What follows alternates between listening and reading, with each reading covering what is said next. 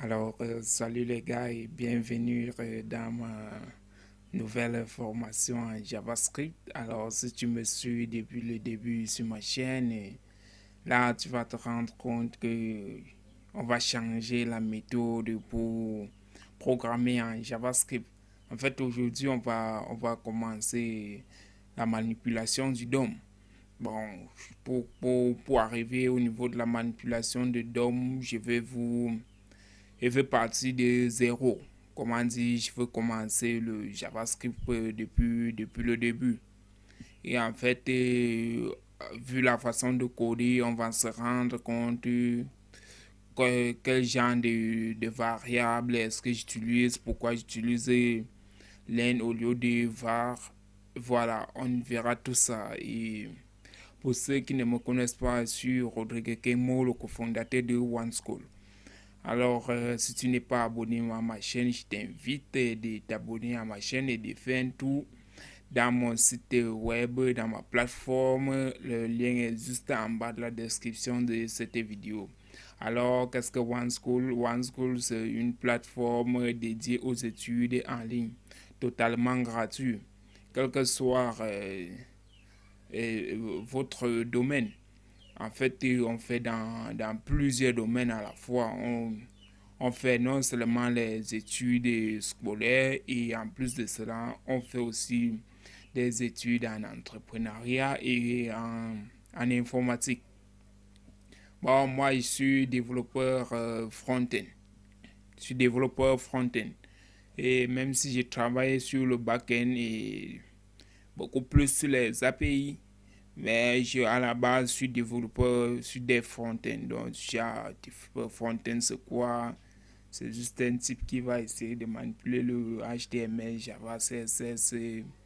Bon, à peu près. Mais sinon, le Java est vraiment vaste. Et on va découvrir tout au long de cette formation comment et à quoi sert Java. JavaScript, s'il vous plaît. Je veux dire JavaScript. Alors, sans plus tarder, nous allons directement commencer. Aujourd'hui, on va juste apprendre les variables. Alors, pour ceux qui me suivent depuis le début, comme je l'ai dit, non seulement avoir changé la méthode, et je vais aussi utiliser VS Studio. Je suis habitué avec, j'utilisais Sublime Text. Bon, là, on a décidé de se lancer avec VS Studio. Alors, je suis dans VL Studio, comme vous pouvez remarquer. J'ai sorti l'écran académique parce qu'on va coder en direct, par exemple pour laquelle on va travailler directement en ligne. Alors, avant de commencer, je vais vous inviter à créer un dossier n'importe où. Bon, moi, je vais créer juste à l'écran, juste au bureau, pour qu'on puisse aller ensemble.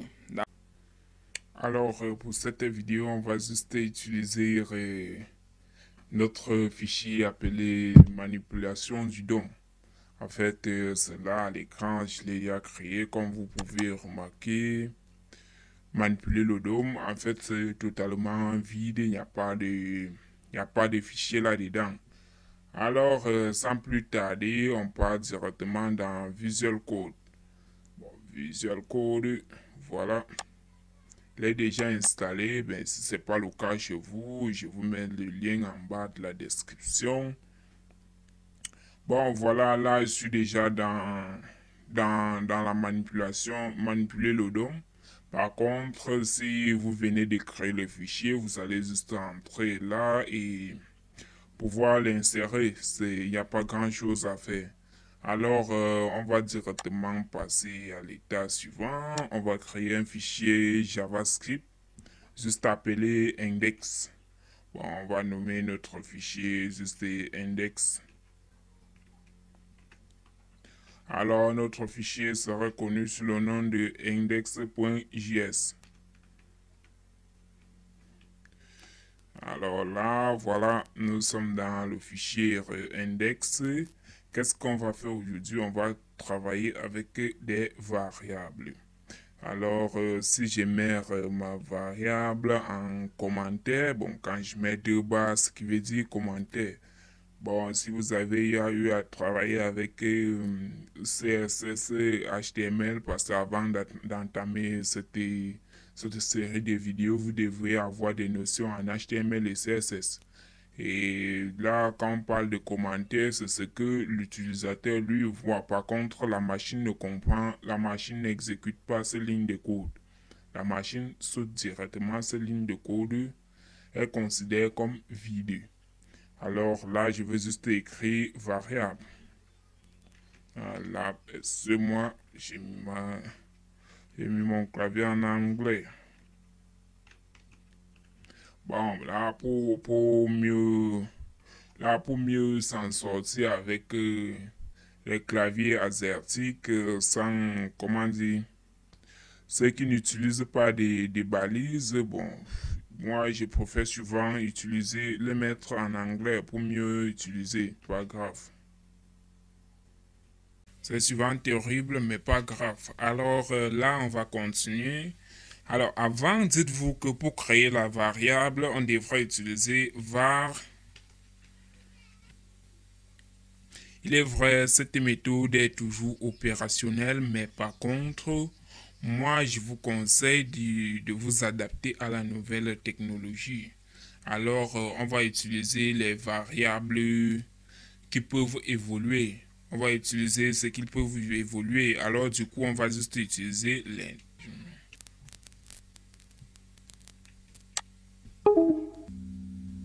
Eh bien, comme je l'ai dit, on va juste utiliser length. Alors, notre variable length, on va lui donner comme valeur court qui serait égal à... On ouvre, on va écrire dans le string. Bon, là-dedans, on peut saisir le texte entier. On peut saisir même un format A4. Là, ça dépend de vous. Bon, dans un premier temps, il veut juste vous donner le nom, Kemo. Voilà, c'est mon nom, moi. Là, je mets juste, excusez-moi encore, là, je mets juste Kemo. Eh bien, dans un deuxième temps, qu'est-ce que je peux vous donner? Bon, je finis avec le point virgule. Par contre, là, ce n'est plus obligatoire. Or, dans la version récente, c'était obligatoire de mettre le point virgule, mais moi, je respecte les lignes. C'est à peu près ça. Alors, je vais essayer de loguer ce que je viens d'écrire là. J'écris juste log. Voilà, ça me donne console log. Qu'est-ce qu'il veut loguer? Il veut loguer cours. Eh bien, voilà, quand il finit de loguer cours, qu'est-ce qu'il fait? Eh bien, je vais vous montrer pourquoi est-ce que j'ai dit ça peut évoluer. Voilà, je vais encore appeler la variable qui est la variable cours. Mais par contre, je vais l'affecter la valeur différente. La valeur dont je vais affecter, ça serait plutôt Rodrigue. Et voilà, je l'affecte la valeur Rodrigue à cette variable. Bon, là, je finis aussi avec un point virgule. Bon, c'est tout bête, mais on va essayer de tester notre code. Pour cela, on va créer notre page HTML qu'on va le nommer index.html. C'est tout, il n'y a rien de compliqué là-dessus. On va pas donner grande chose. Index.html. Pardon, là je suis un peu. Et voilà, index.html. Dans notre index HTML, pour qu'on puisse afficher la structure HTML, vous allez juste taper ceci. Alors, pardon, là, je devrais être dans index HTML. Voilà. Vous allez taper juste point d'exclamation et entrer. Là, on vous affiche cette structure. Alors, title, qu'est-ce qu'on va donner? Qu'est-ce qu'on peut bien lui donner comme titre? Et ben moi, je propose coup. Voilà, moi, je propose coup comme titre. Il n'y a pas grand-chose à faire là. Et voilà, la seule chose qu'on va venir faire là, on va juste déclarer le lien vers notre fichier JS qui est script. On va juste l'appeler script. Voilà, on ferme. Ah, pardon, je vais... Et là, on va fermer notre... On va donner notre SRC. SRC, voilà le lien qui est index.js. Index.js. Voilà, c'est tout. Et maintenant, on va juste fermer notre fichier. Voilà. Ce sont des balises paires. Je crois qu'on connaît cela. Bon, on va essayer de... On va exécuter. Moi, pour exécuter, je n'ai pas encore installé l'extension. Bon, sinon, je vais utiliser EGB pour exécuter le script. Et bien voilà, on ressent rien. La page en fait elle est vide, mais par contre on a débugué ici dans notre console et là on se rend compte que c'est Kemo qui affiche. Par contre Rodrigue n'affiche pas. On va vérifier cela. Ça doit être dû à l'erreur, mais par contre dans notre navigateur, pour ceux qui utilisent Sublime Text ou je sais pas, ils vont juste aller sur inspecter le code. Eh bien, quand ils arrivent sur inspecter le code, bah, vous allez un peu... Voilà, on entre sur console.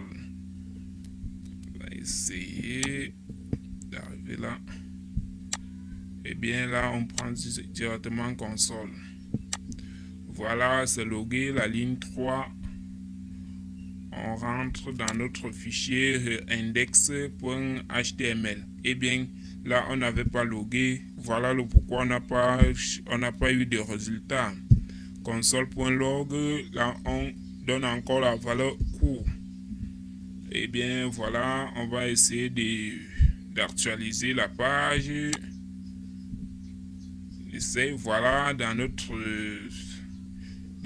debugger, voilà ce qu'on a eu comme résultat dans la console. On a Rodrigue et Kemo. Bon, si j'entre dans le navigateur, le pourquoi je vous ai dit, c'était on devait travailler en ligne, on devait coder en ligne. Voilà ce qu'on a en ligne. Là, on a Rodrigue et on a Kemo et Rodrigue en bas. En fait, c'est ce dont j'avais à vous dire par rapport aux variables, parce que des variables, c'est une sorte de carton qu'on va stocker plusieurs livres dedans. Si je prends l'exemple, ça peut être une sorte de carton dont on va venir stocker plusieurs livres là-dedans. Eh bien, c'était tout pour cette vidéo et merci d'avoir suivi cette vidéo jusqu'à la fin et je vous invite à la vidéo suivante car là, on va parler des fonctions en JavaScript. Et juste après cette vidéo, je crois qu'on serait prêt pour toucher le DOM. En fait, c'est notre objectif. C'était code source depuis OneSchool.